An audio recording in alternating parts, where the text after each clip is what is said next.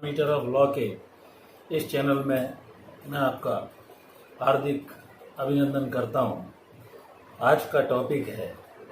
बैंकों में रखे हुए पैसे के लिए नॉमिनी तथा डीमेट आदि अकाउंट तथा म्यूचुअल फंड के लिए नॉमिनी का होना क्यों आवश्यक है। मित्रों, इस चैनल के माध्यम से बनाए गए विभिन्न कानूनी विषयों में मैं पूर्व में बैंक में रखे गए खातों आदि के संबंध में नॉमिनी का होना क्यों आवश्यक है, इस बारे में वीडियो बना चुका हूं। आज के टॉपिक में मैं बताता हूं कि इस कोरोना काल की द्वितीय लहर में अनेकों ऐसे परिवार के सदस्य, मुखिया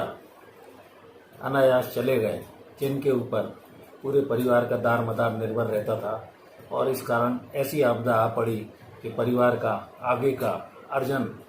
होना मुश्किल हो गया है। ऐसी स्थिति में आज मैं अपने प्रियजनों के जाने के बाद उनके बैंक में पड़े हुए म्यूचुअल फंड तथा शेयर को कैसे क्लेम करें, इस बारे में बतलाता हूँ।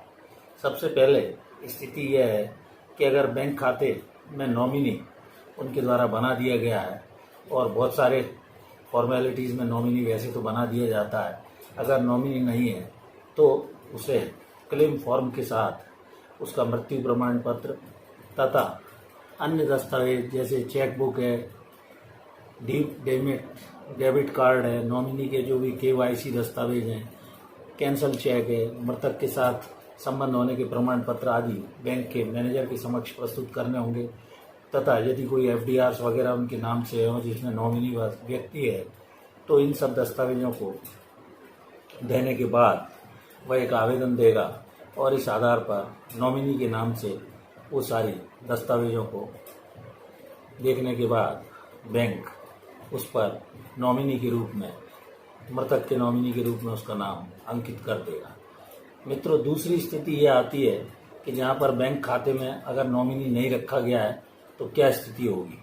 बैंक खाते में नामांकन अगर नहीं है और कोई वसीयत भी उस व्यक्ति के द्वारा नॉमिनी के पक्ष में नहीं बनाई गई है, खाता क्लेम करने के लिए थोड़ी परेशानी होगी। उसे वारिस प्रमाण पत्र आदि LRs का प्रमाण पत्र कोर्ट से लाना होगा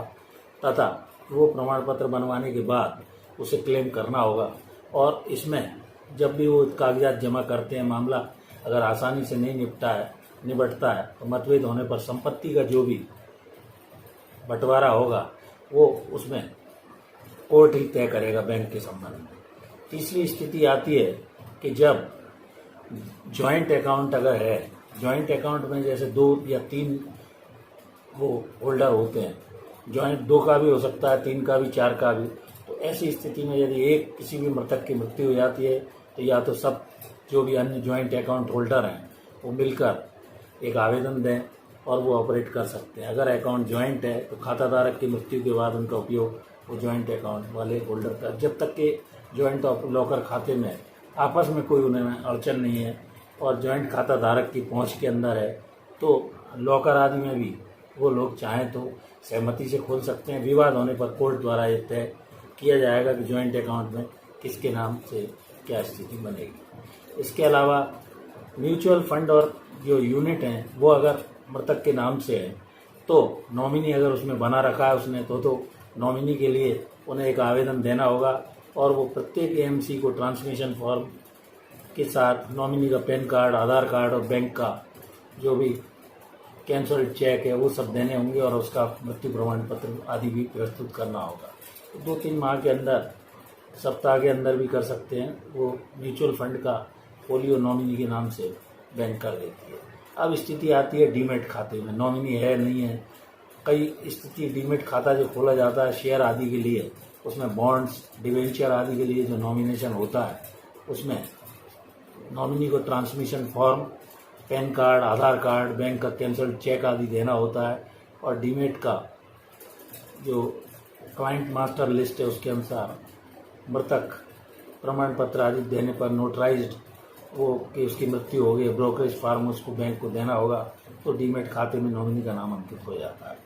डीमेट खातों में अगर नॉमिनी नहीं बनाकर वो गया है और रकम जो है उसमें जो भी है वो 5 लाख से कम है तो कानूनी वारिस को ट्रांसमिशन की याचिका, नोटरी से प्रमाण, उसका मृत्यु प्रमाण पत्र आदि नोटराइज करा के,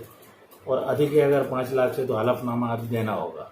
मृत्यु प्रमाण पत्र के अतिरिक्त क्षतिपूर्ति पत्र भरना होगा। बाकी वारिस में अनापत्ति प्रमाण पत्र आदि भी देना होगा। और इसी प्रकार अगर नॉमिनी उसमें नहीं है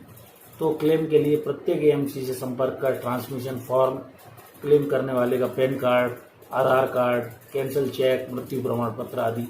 अतिरिक्त कानूनी वारिस या उत्तराधिकारी का उसे देना अनिवार्य होगा। यदि निवेश 2 लाख रुपए से